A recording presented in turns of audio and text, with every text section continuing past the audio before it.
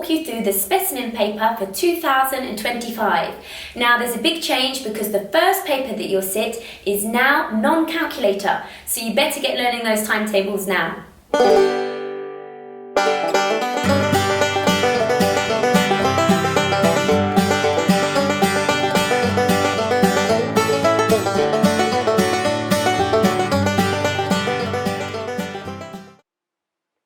In question 1, it says that Kim takes part in a race that covers a total distance of 20,000 meters. She cycles 17,875 meters and runs the remaining distance. Work out the distance that Kim runs. So to work out the distance that she runs, you need to subtract the distance that she cycles, so 17,875, from the total distance, 20,000. Okay, so when you subtract these numbers, you should get 2,125 meters. Okay, and remember, you are not allowed to use a calculator in this exam, so you need to just calculate this in your head. Okay, for part B, we have to write the number 17,875 in words.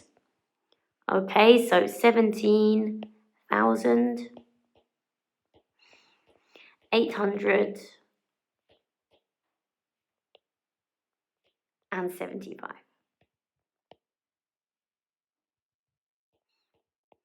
Okay.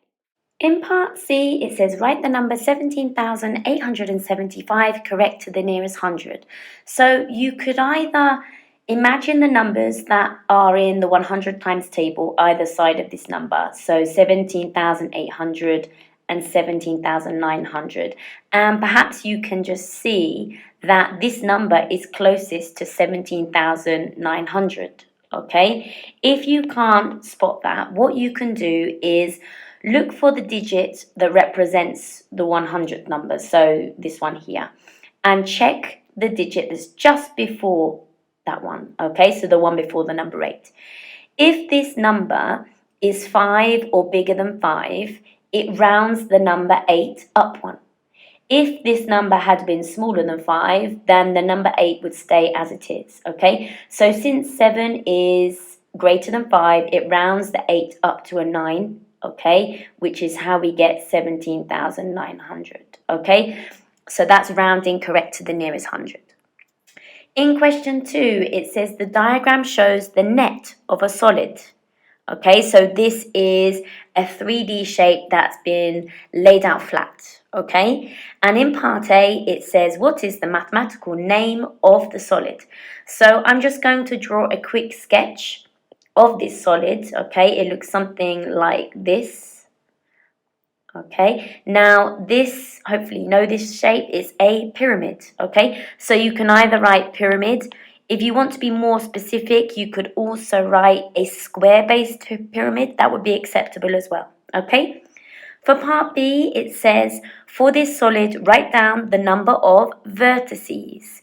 Now, if we just look back at this 3D sketch that I did previously, the vertices are these corners, the points on the shape, okay? So you can see there are 5 corners altogether, so there are 5 vertices. In question 3, it says the number n is both a multiple of 12 and a square number. Find the smallest possible value of n.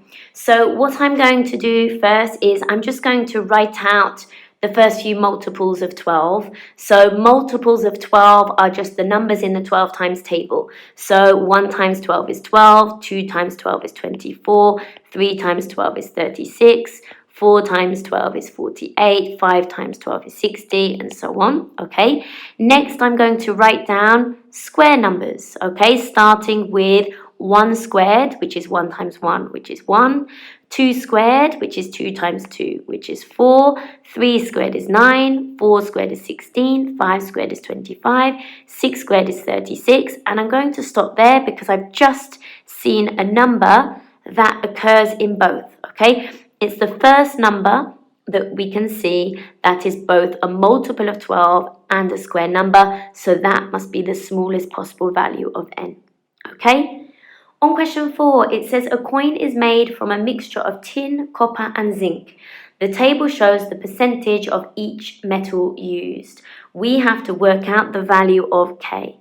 So we've been given the percentage for tin and copper, but we don't know the percentage for zinc. So the key here is that the total will always come to 100%. So if the total is 100% and we have to work out K, you have to subtract the percentages for tin and copper from 100. Okay, so 0.4 plus 96.5 is 96.9. So I'm going to subtract 96.9 from 100, which gives me 3.1. In question 5, it says there are 4 number cards. Using each card once, write down one number between 3020 and 3200. Okay, so if the number that we need to write down has to lie between here, we know the number has to be 3000 something. Okay, and I'm going to cross this card out now because remember you can only use each card once. Okay, so we can't use that one again. So let's have a look at these 3 numbers that are left over. Let's say we take the 0 next. Okay, and imagine we had 1 then 5. Okay, this number is smaller than 3020, so that's no good. But if we switch these values here, the 1 and the 5 the other way round, now this number lies between 3020 and 3200. So there's one answer. Okay, I think there are some different solutions for this one. So let's just have another look. So you could also start with a 3, and instead of taking the 0 next, you could take the number 1. Okay, so I'm just going to cross this out now. And so we have 0 and 5 left over. So let's try 0 then 5. Okay, this number also lies between 3020 and 3200. Or we could have switched the 0 and the 5 the other way round, and that also works. Okay, so there are 3 different answers that you could write down on question 5. Okay, on number 6, it says write the ratio 90 to 120 in its simplest form. So when we're simplifying ratios, it's just like simplifying fractions. You're looking for a common factor in the 2 numbers, or sometimes there are more than 2 numbers, and then you divide by that common factor. So I can see they both end in zeros, which means they're both divisible by 10. Okay, so I'm going to start by dividing 90 by 10 to get 9, and 120 by 10 to get 12. Okay, there's another common factor. I recognize both these numbers from the 3 times table. Okay, so they're both divisible by 3. Okay, so if I divide 9 by 3, I get 3. And if I divide 12 by 3, I get 4. Now I've got 3 to 4, and this time there isn't a common factor for 3 and 4. So this is the final answer. In question 7, it says the diagram shows a shape with 5 shaded sections. Shade one more section on the diagram so that it has a rotational symmetry of order 3. Okay, so if the rotational symmetry has an order of 3, it means that when you turn the shape in one full turn, so 360 degrees around this center point, it should overlap exactly on itself 3 times. Okay, so in order for that to happen, you need to shade this part here. Okay, and hopefully you can see now, if you were to spin this shape round in one full circle, this start position is position number 1. Then when this section gets to here, that would be position number 2. Then when this section gets to here, it would be position number 3. And then you're back to the start. Okay, so because there are 3 positions, it has a rotational symmetry of order 3. In question 8, it says the scale drawing shows the position of a rock R. The scale is 1 centimeter represents 30 meters. A lighthouse L is 210 meters from R on a bearing of 125 degrees. On the scale drawing, mark the position of L. So for this question, we need a ruler and also a protractor.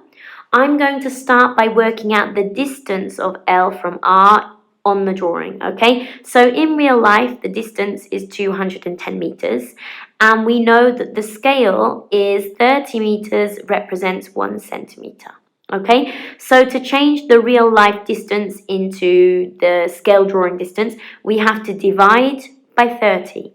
So 210 divided by 30. I'm just going to make this calculation a bit simpler. I can take off these zeros as they're both divisible by 10. So 21 divided by 3 is 7.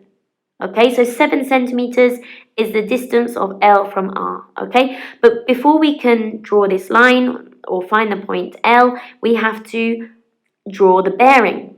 Okay, so the bearing of L from R is 125 degrees. We always measure bearings clockwise from the north arrow.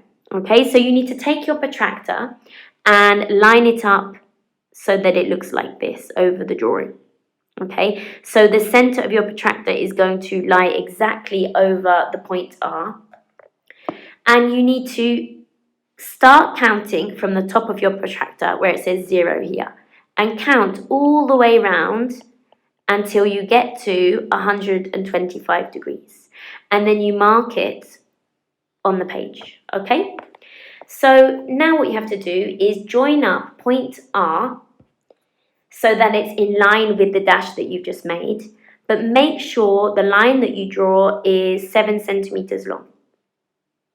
Okay, so if you measure 7 centimeters, okay, at the end of this line, where it's 7 centimeters away, must be the lighthouse, L.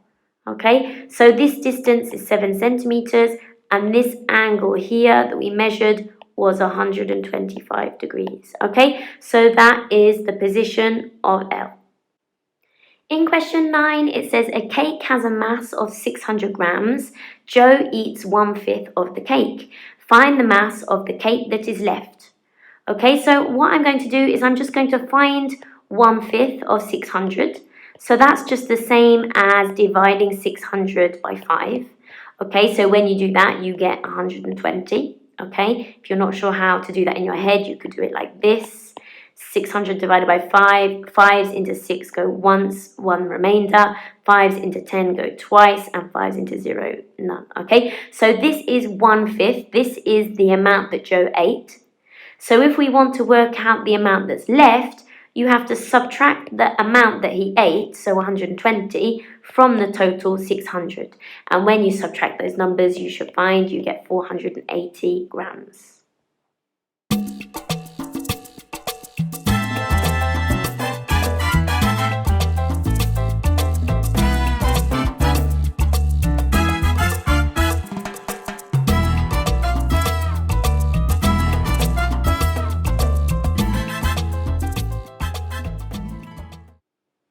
In question 10, it says that lines AB and CD are parallel, EF and EG are straight lines, and in part A, we have to find the value of A. Okay, so here is A on the diagram. So we have to work out the number of degrees. So I can see what we commonly call a Z angle here. Okay, so I know that A is going to be the same as this angle here, so it's going to be 46 degrees, okay? So that is the value of A. But in the exam, you can't write because it's a Z angle. The mathematical name for a Z angle is an alternate angle. So you would need to say because alternate angles are equal. Okay, so that's the first one. In part B, it says find the value of B. Okay, so B on the diagram is just here. And you can see that B lies along the same straight line as A. Okay, and angles on a straight line always add up to 180 degrees. Okay, so to work out the value of B, we have to subtract 46 from 180. Which gives us 134. So that is the value of B. Okay, so your explanation should say something like the sum of angles at a point along a straight line is always 180 degrees. Okay, so, something along those lines. So that would be your explanation.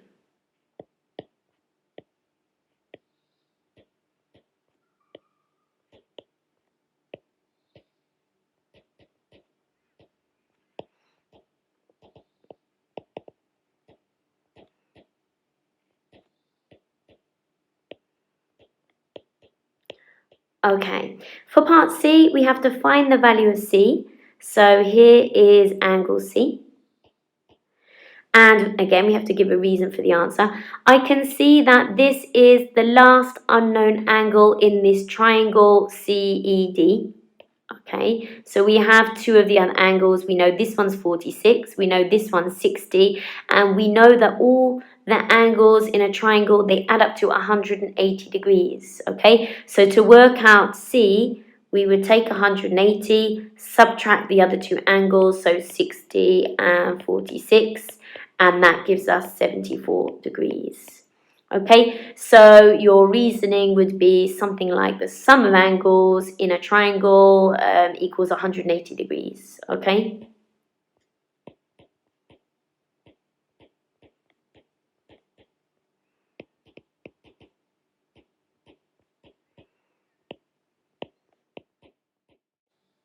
In the first part of question 11, we have to work out 7 plus 9 multiplied by 3. Now, hopefully you've heard of BIDMAS or BODMAS before, okay? This is to remind us in which order we need to do the calculation. So remember, B stands for brackets, I stands for indices, then we have division, multiplication, addition, and subtraction. So because multiplication comes before addition, we need to do this part of the calculation first. So 9 multiplied by 3 is 27. So the answer can be found by adding 27 and 7 together. So the final answer is 34. Okay? In part B, it says negative 6 take away negative 12.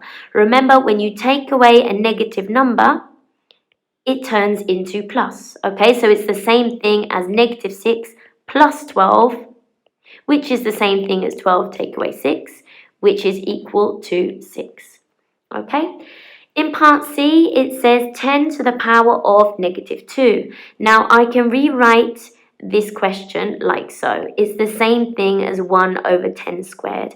So when you write it in its fraction form, the power is now positive, okay? And we know that 10 squared is 10 times 10, which is 100. So the answer is 1 over 100. Or if you want to write it in its decimal form, that's okay as well. Okay, in number 12, we have to factorize 9x plus 12.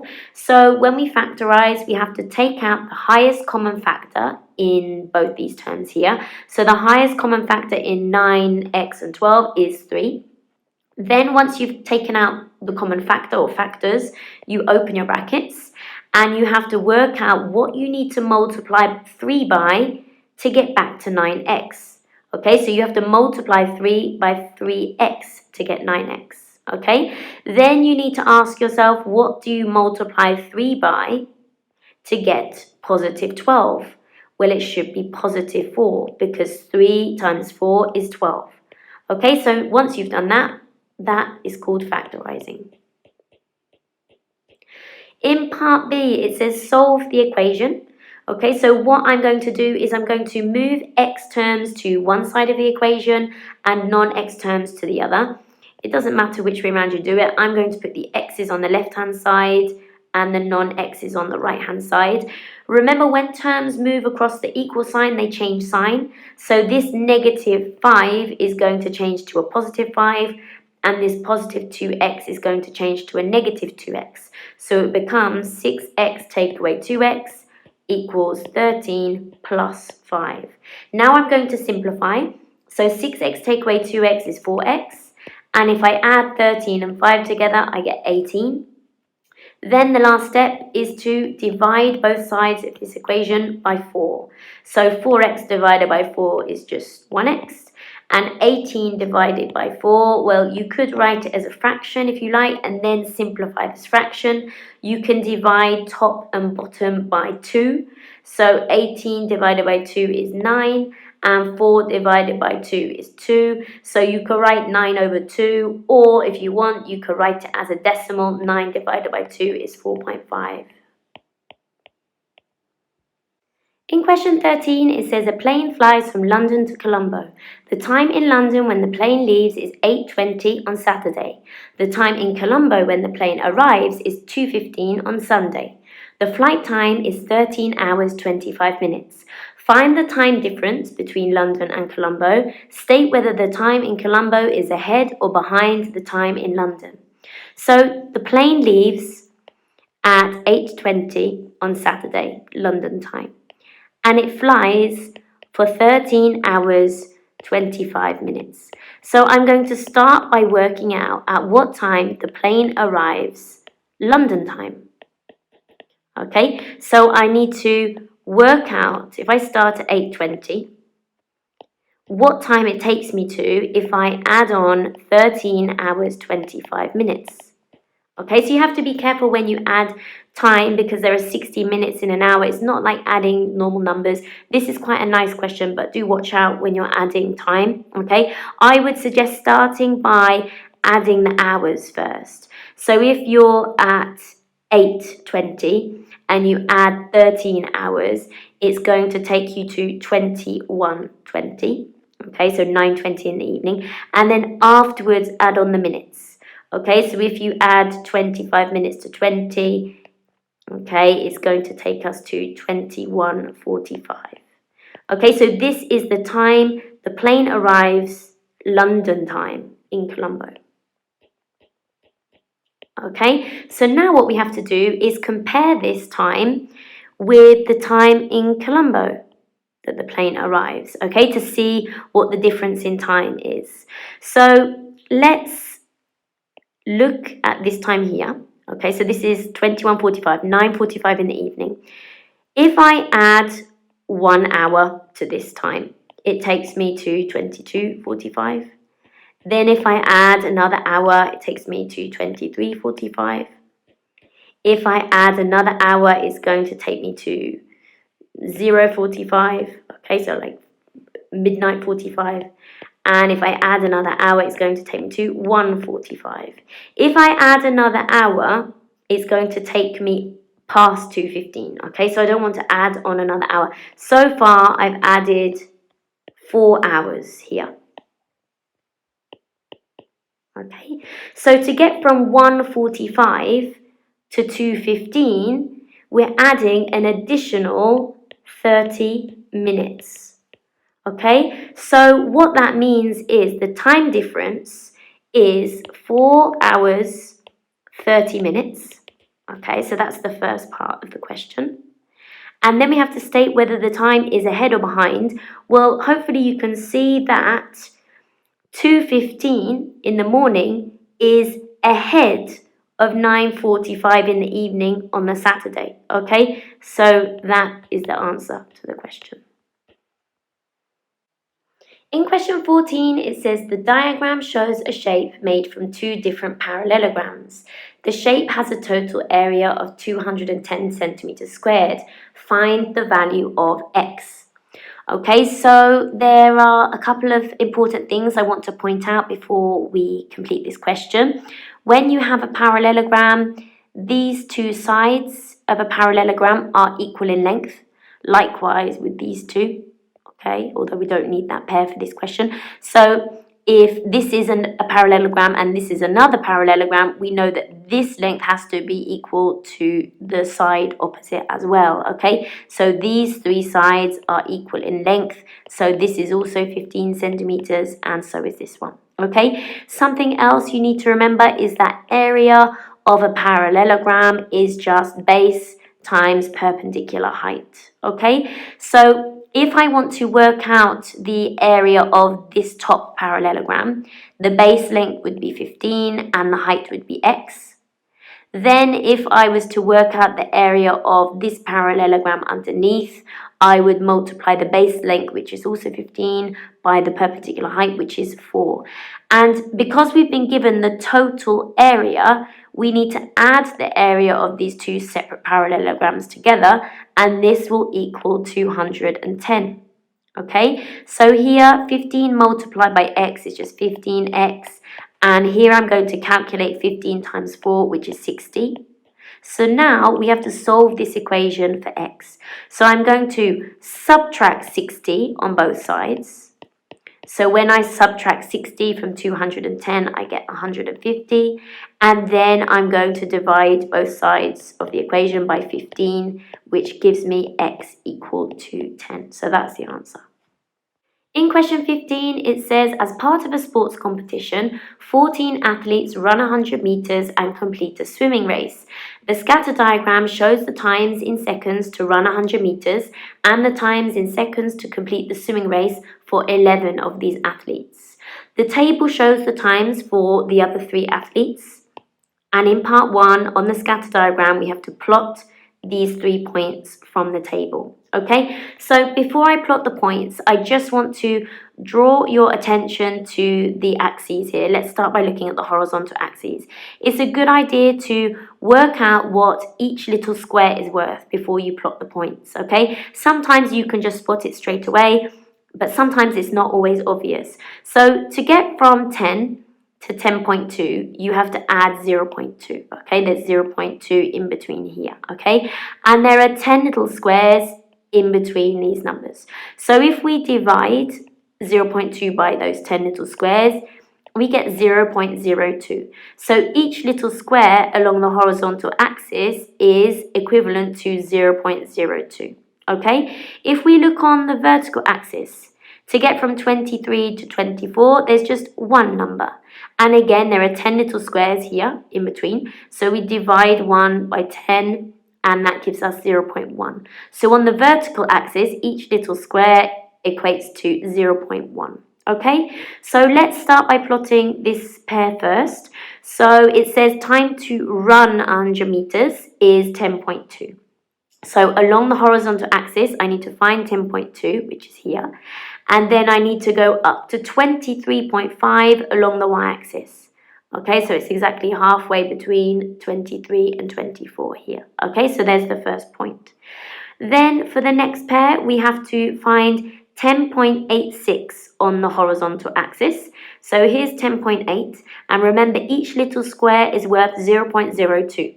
So this one is 10.82, this is 10.84, and this one is the one we need, 10.86. Then you need to go up to 25.4. Okay, so 25 is here, and remember each little square going up is 0.1, so this is 25.1, 2, 3, and here's 25.4. Okay, so there's the next point. Ooh, there we go.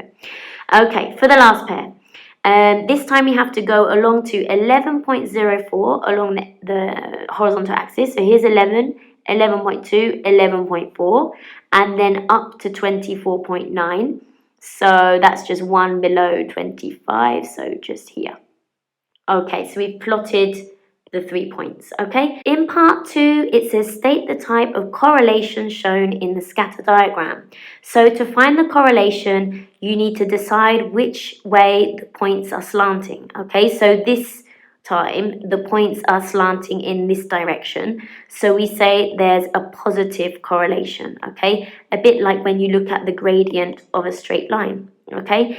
If the points had been slanting the other way, like this, we would say there is a negative correlation. And finally, if the points had been totally random and they don't seem to be slanting either way, we would say the correlation is 0. So when it's a positive correlation, we say that as one variable increases, so does the other. I.e., in this question, as the time to run 100 meters increases, so does the time to complete the swimming race, for example, okay? On part 3, it says, on the scatter diagram, draw a line of best fit.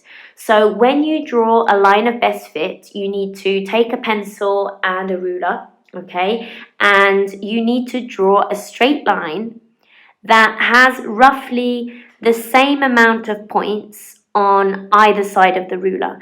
Now, the line doesn't have to touch the crosses or go through them necessarily, but you want to draw the line so that it follows the trend of points and you have roughly the same amount of points on either side, okay? And the line doesn't have to go through the origin, okay? It looks like it does on this one, but it doesn't have to if it was a different question, okay?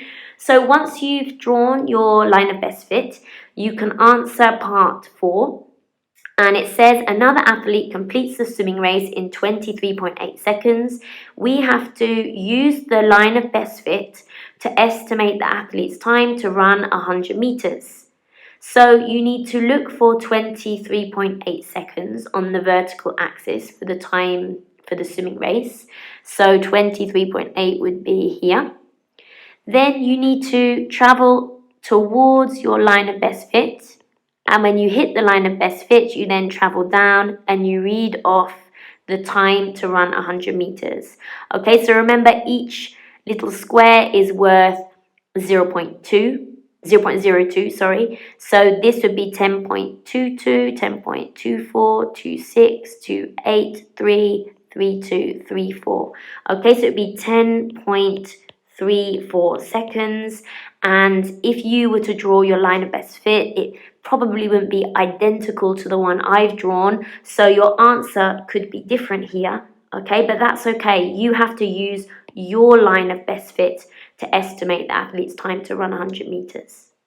In part B, it says the table shows the diameter in centimeters and the mass in grams of 9 medals. For part 1, we have to write down the mode of the diameters.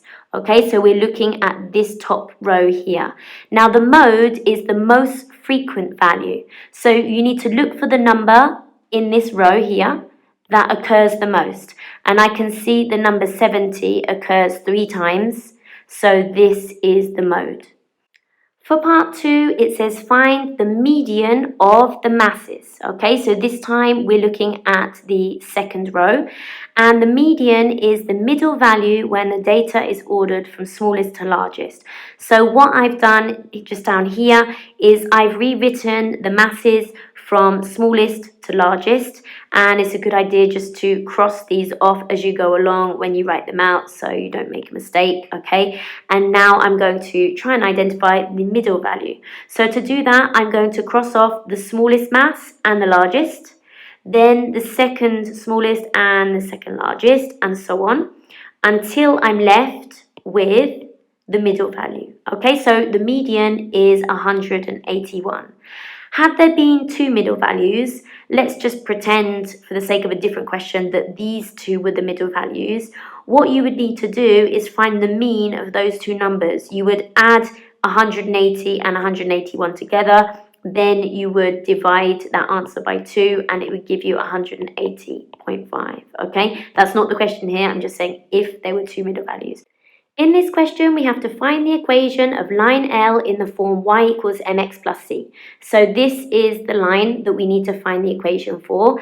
And if we just have a look at y equals mx plus c, and to start with the letter C, C is what we call the y-intercept. This is where the graph crosses the y-axis. So you can see this straight line crosses the y-axis at -1. So this is our value of C. Then if we look at the letter M, M is what we call the gradient or the slope of the straight line, okay? And to calculate this, you should take 2 points along your straight line. Doesn't matter which 2 points. So let's take this one here, 0 minus 1, and this one up here, 2, 0. So I'm just going to write down the coordinates here. Then with these 2 points, you need to find something called rise over run, okay? This is how we work out the gradient. So to calculate the rise, you need to subtract the y values. Okay, so 0, take away -1. Then you need to divide by the difference in the x values. So 2, take away 0. And then you need to work this out. So 0 take away -1 is the same as 0 plus 1, which is 1. And 2 take away 0 is just 2. So this is the gradient. This is m. So now that we found m and c, we can put it all together to write down the equation of the straight line. So it's y equals 1/2 x take away 1. In part B, it says the table shows some values for y equals x squared minus 2x minus 3. And we have to complete the table. So to calculate the missing values of y in the table, we have to use this equation here. And to calculate y, we have to square the value of x, then take away 2 lots of x and subtract 3. Okay, so I'm going to take my first value of x. So when x is equal to -2.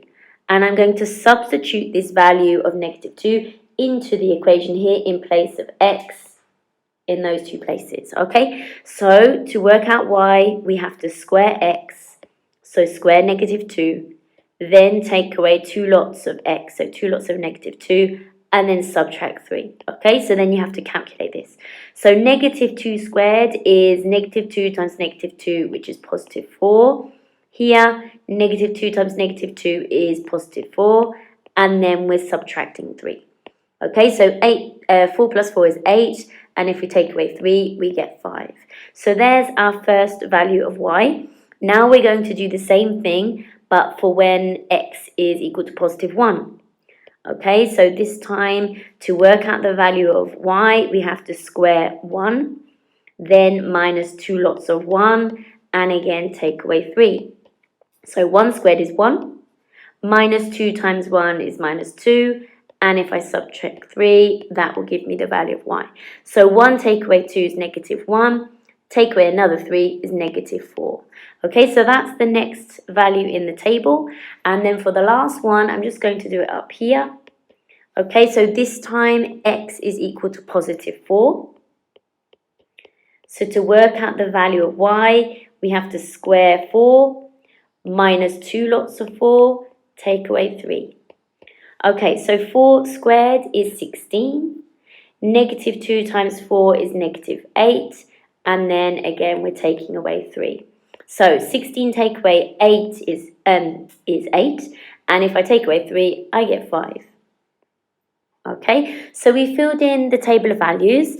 Next, it says, on the grid, draw the graph y equals x squared minus 2x minus 3. So it's the same equation of the table of values that we just completed. Okay, so we have to plot the points from the table on the grid from before. Okay, so if I take the first set of coordinates here, when x is equal to negative 2, y is equal to 5, so that will be up here, and just mark it with a little cross. Then when x is equal to negative 1, y is equal to 0, so that will go here. Then when x is equal to 0, y is equal to negative 3. Then when x is equal to 1, y is equal to negative 4. Here, when x is 2, y is equal to negative 3. Okay, and make sure when you plot these points, plot them using a pencil. In case you make a mistake, you can rub it out and start again. Okay, and the last point is up here. So whenever you have to draw a curved graph, make sure that you draw this freehand. Don't use a ruler to join up the points, okay? So take your time joining up the points as smoothly as possible, going through each cross. Okay, and if you feel like it's a bit wobbly, you can always rub it out and start again. Okay, so we've drawn the graph.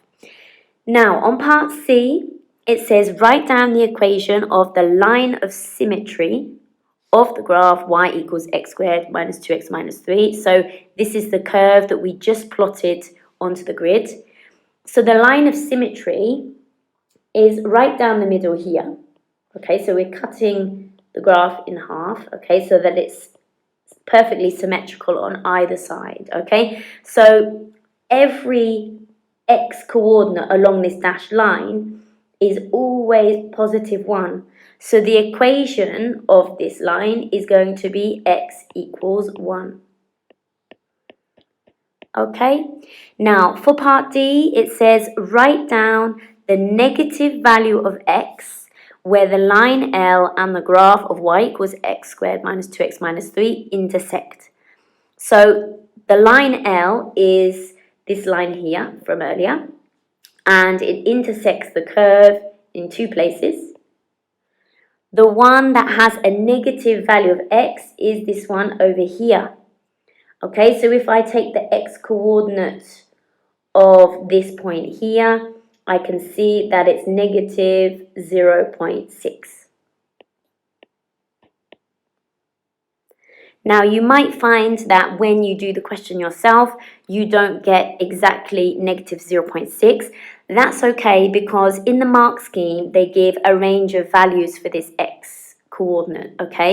The mark scheme allows anything from negative 0.75 up to negative 0.5, okay? So as long as your answer falls between here, it's acceptable, okay? You just have to make sure that you draw your graph as accurately as possible so that you get the correct solutions. In question 17, it says 2 bags, A and B, each contain blue beads and white beads only.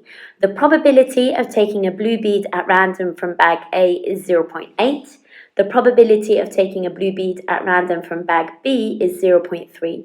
Complete the tree diagram. So the information that's been given in the question is already labelled partly on the tree diagram below, okay? So we have to fill in the probability to start with of taking a white bead from bag A, okay? So hopefully you know that the sum of probabilities is always 1 or 100%. So these branches, their probabilities always add up to 1 or 100%. So if this one up here is 0.8, the one below has to be 0.2, okay? Because 1 take away 0.8 is 0.2, okay? So these always add up to 100%, okay? So if we look at the branch over here for bag B, okay, the probability of taking a blue bead is 0.3. And so the probability of taking a white bead is going to be 0.7, okay? Because remember, these two probabilities here have to add up to 1, okay? The sum of probabilities. So 1 take away 0.3 is 0.7. The probabilities below will be the same, okay? The probability of taking a blue bead from bag B is always 0.3. And we just worked out the probability of taking a white bead from bag B, it was 0.7.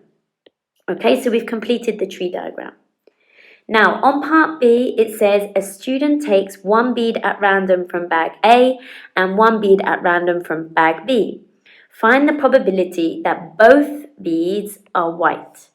So we can see the probability of taking a white bead in bag A is 0.2 and a white bead in bag B is 0.7.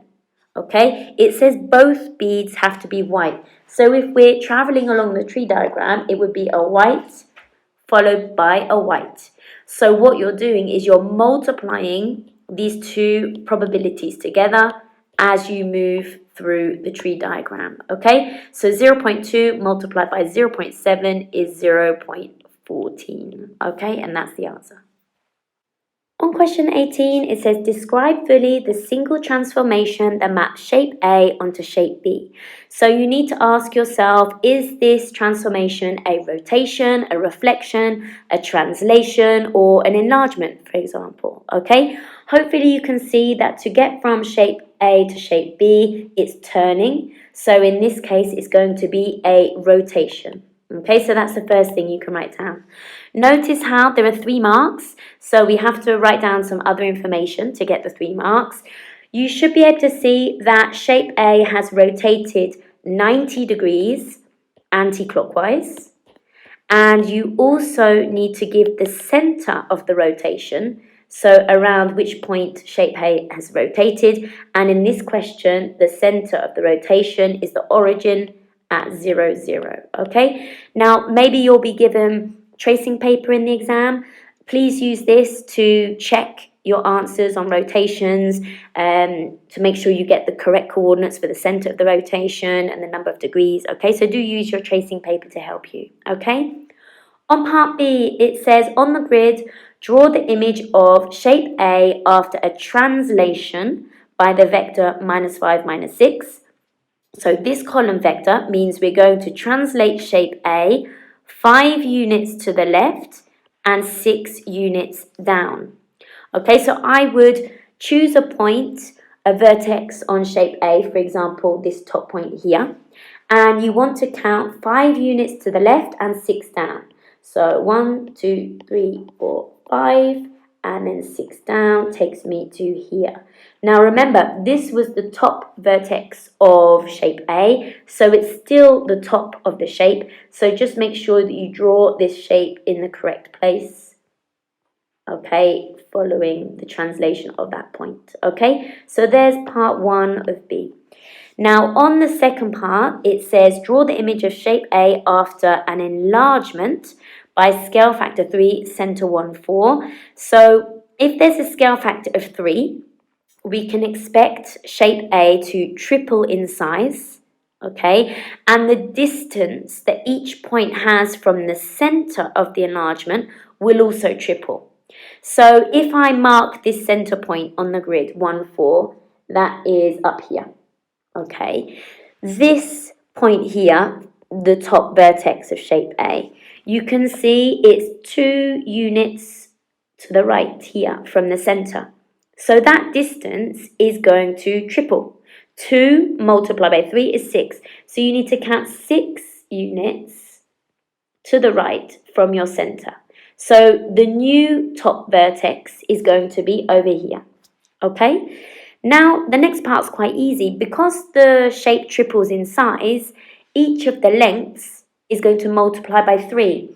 So this height of the shape, it's not going to be 3 anymore, it's going to be 9 units because 3 multiplied by 3 is 9. So you can draw 3 units down, and you should really use a ruler when you do this in the exam. Then the base, instead of being 1 unit, is going to be 3 units. This length here, instead of 2, is going to be 6. And then you can join up these points at the end, okay? Oops, should be a bit more like that. Okay, but again, use a ruler if you're doing it in an exam so it's neater than mine, okay? If you need extra practice on anything I've mentioned so far, please do have a look at my channel, as I have lessons on each of these individual topics so that you can get more practice. In question 19, it says rearrange the formula to make t the subject. So we have to rearrange the equation so that it says t equals. So to do that, I'm going to reverse all the operations around t until t is by itself. So I'm going to start by adding 5 to both sides of the equation. So when I add 5 to negative 5, I get 0, and I'm left with 7t on the right-hand side. And on the left-hand side, w plus 5 is just w plus 5, okay? Next, the opposite of multiplying by 7 is to divide. So I'm going to divide both sides of the equation by 7. Remember, you always have to do the same thing on both sides of the equation to keep it balanced. And here, 7 divided by 7 is 1, so I'm left with 1t. And on the left-hand side, we have w plus 5, all divided by 7, okay? Remember, you're dividing everything by 7, so you can either write it as a fraction, or if you want to write it like this with brackets, that's okay as well. Okay, so the answer is w plus 5, all divided by 7. On question 20, part A, it says write down the smallest even integer that satisfies the inequality y is greater than 2.5. Now remember, an integer is a whole number, so if y is greater than 2.5, all the values of y could be y is equal to 3, 4, 5, and so on. Okay, these are the integers that are greater than 2.5. We have to write down the smallest even integer, so that would be 4. Okay, so that's the answer to part A. Then on part B, it says write down an inequality, okay, so a symbol like this one here, in terms of x to represent the interval shown on this number line. So when the circle is filled in like this, it means we include the number 4. And when the circle is not shaded in like this one, not in bold, it doesn't include this number. So we want to have all the numbers up to including 4 and down to but not including negative 2. Okay, so if x is smaller than or equal to 4, that part of the inequality would look like this. Remember, you have to have the equal sign on the inequality because we're including 4.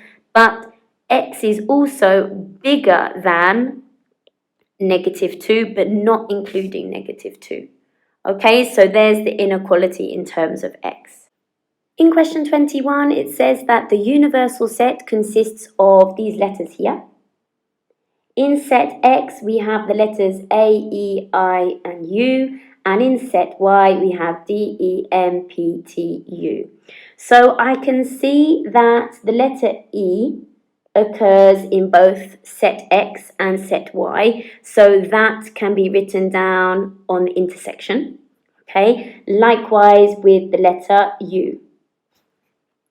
Okay, next I'm going to write down the other letters here from set X. So we have A and I. So you can write those in set X, but they're not in the overlapping part, the intersection, because they don't fall in set Y. Next, on set Y, okay, we have the letters D, M, P, and T. So I'm going to write those ones down next. Okay, and each of those letters is in set Y, but not in set X. Okay, so again, not on the overlapping part. Now I'm just going to go back to the universal set and make sure I haven't missed any letters out. We wrote down the letter A already. B wasn't in set X and it wasn't in set Y. So the letter B has to be written down outside the sets. Okay, the letter D we wrote down already. E as well. F we haven't seen yet, so F is outside set X and set Y. The letter H is also outside these sets. I we've already written down, M we've written down, P we've written down, T and also U. Okay, so we've used the information to complete the Venn diagram. Okay, so that's part A. In part B, it says list the elements of X intersection Y. So you have to look at the overlapping part here of the two sets. Okay, this is the intersection. And you can see there are two elements, E and U. Okay, so you just write those down on the dotted line. Okay, and finally in part C, it says find N and then it says X dash. This means find the number of elements. Okay, that's what the N means. And X dash means the complement of X. So in other words, that means find the number of letters that are not in set X. Okay, that's what it means. So if we look at all the numbers that are outside set X, so outside circle X, we can count them here. 1, 2, 3, 4, 5, 6, 7. Okay, so there are 7 elements, 7 letters that are not in set X.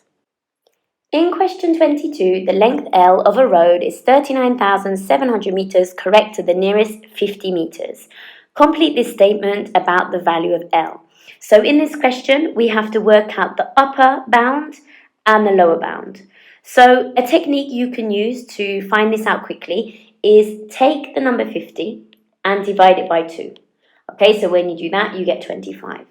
To find the upper bound, you need to take 39,700 and add 25. Okay, so when you do that, you get 39,725. And to find the lower bound, you must subtract 25 from 39,700, which gives you 39,675. Okay, and now we've completed the statement. To solve the simultaneous equations in question 23, I'm going to use the elimination method. So I'm going to start by multiplying the top equation by 2. Okay, so when I multiply every term in the top equation by 2, I get 6x, take away 10y equals 44. And then underneath, I'm just going to rewrite that equation as it already is. Okay, now what I need to do next is I need to try and eliminate the y terms. So to do that, I need to add the two equations together. Because if I add negative 10y and positive 10y together, I get 0. Okay, so I've eliminated the y terms. Then if I add 6x and 7x together, I get 13x. And finally, 44 plus 8 is 52. Then the last step to solve and find x is to divide by 13 on both sides. So when you do that, you find that x is equal to 4. Okay, so that's the value of x. Now to find the value of y, you need to substitute your x value into any of the original equations. So let's say we take just the first one here. Okay, so I'm going to rewrite this equation, but replace the letter x with the number 4, since x is equal to 4. So instead of 3x, we've got 3 lots of 4. Take away 5y equals 22. Then 3 multiplied by 4 is 12, so I'm just simplifying the equation. And now I'm solving this equation to find y. So if I subtract 12 on both sides, I'm left with negative 5y is equal to 10. And then for the last step in solving to find y, I need to divide by negative 5. And when I do that, I find that y is equal to negative 2. Okay, so there is the value of y.